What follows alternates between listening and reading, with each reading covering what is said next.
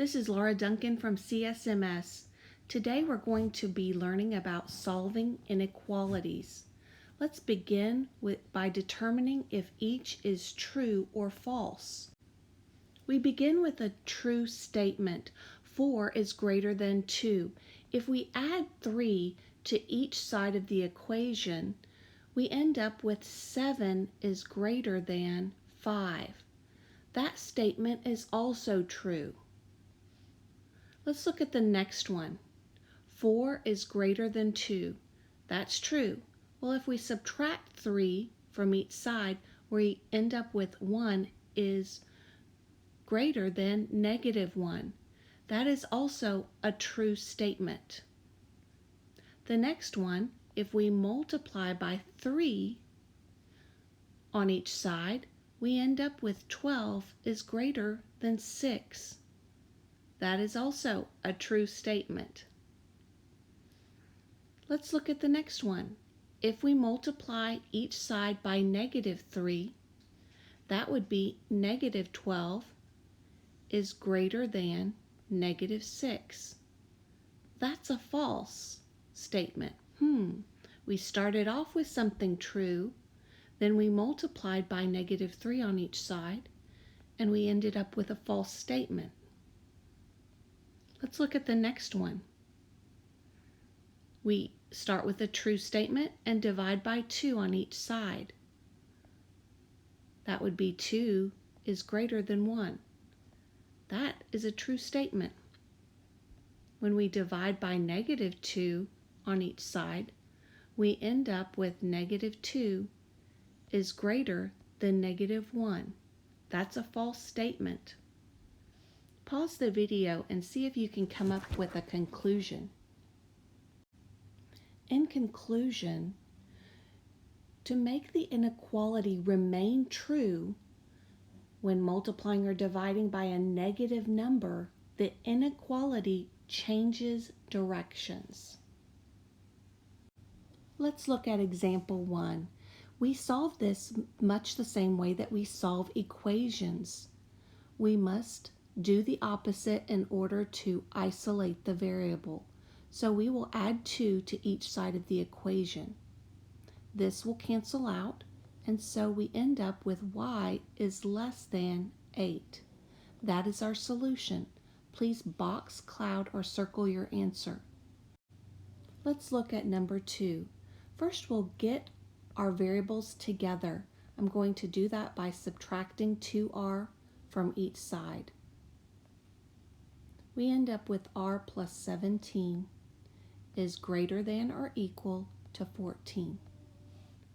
Now to further isolate the variable, we will do the opposite by subtracting 17 from each side. We're left with r is greater than or equal to -3. That's our solution. Go ahead and box that. Let's do number 3. First, let's get our variables together, and I'm going to do that by subtracting 10t from each side. We end up with -t plus 5 is less than or equal to -3. We'll isolate the variable by subtracting 5 from each side. Now we have -t is less than or equal to -8. To isolate the variable, we will divide by -1 on each side.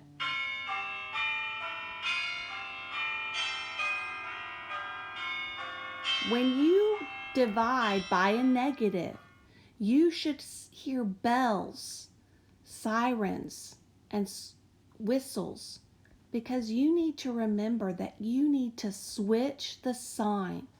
So instead of less than or equal to, we will now have a see what I did there?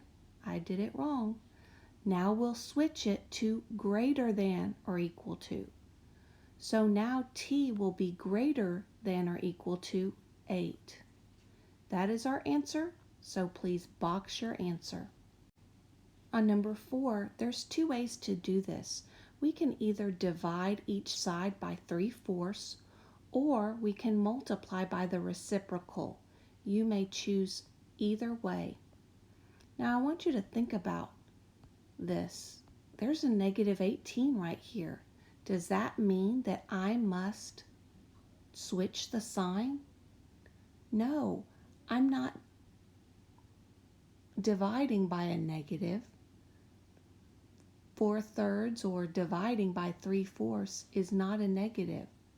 So our inequality symbol will stay the same, and we'll end up with an answer of m is less than or equal to -24. On number 5, k is being divided by -4. So we will multiply by -4 on each side. You should be hearing bells, sirens, and whistles. You need to remember to switch the sign. So we'll end up with k, instead of greater than, it will now be less than to -8. Please box your answer. Number 6 is a little bit different because we have two inequality symbols. These are almost like two equal sign, if you can think of it that way, where we will do the opposite to isolate the variable, but we'll do it to all three sides. So as we're doing this, we'll have the variable left in the middle. And so the range of answers is bounded in between these two numbers. If I were to draw it, it would look like this. And the range of answers for x would be between those two numbers. Let's look at some real-world examples. The memory in Tamara's camera phone allows her to take up to 25 pictures. What does up to imply? It means that she cannot take more than 25 pictures. So it has to be less than 25 pictures that she can take. Tamara has already taken 13 pictures. How many more pictures can Tamara take? So let's say that P is the number of pictures that she has left on her phone. If we add the 13 that she already has, we can write an inequality. Now we know that she cannot take more than 25.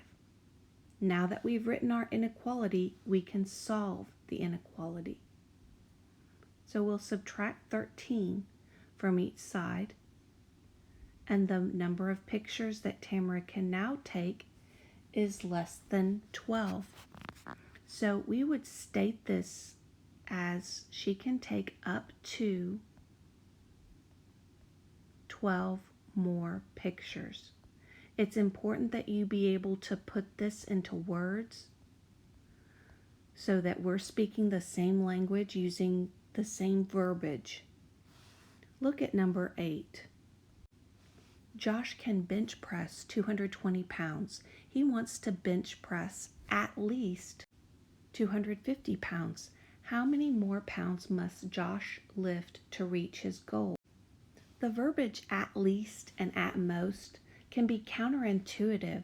If your parents expect you to make at least a 90, then that means you have to make greater than or equal to a 90.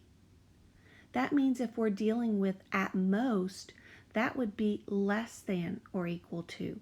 Keep that in mind as you're writing your inequalities. Now back to Josh. His goal is to bench press at least 250 pounds. That means it's going to be greater than or equal to 250. Right now he can bench press 220. And added to that is what he'll need to make his goal.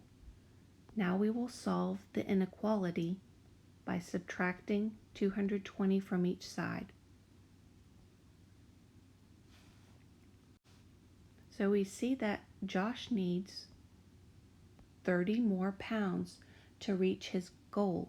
Let's use the verbiage that we were first given.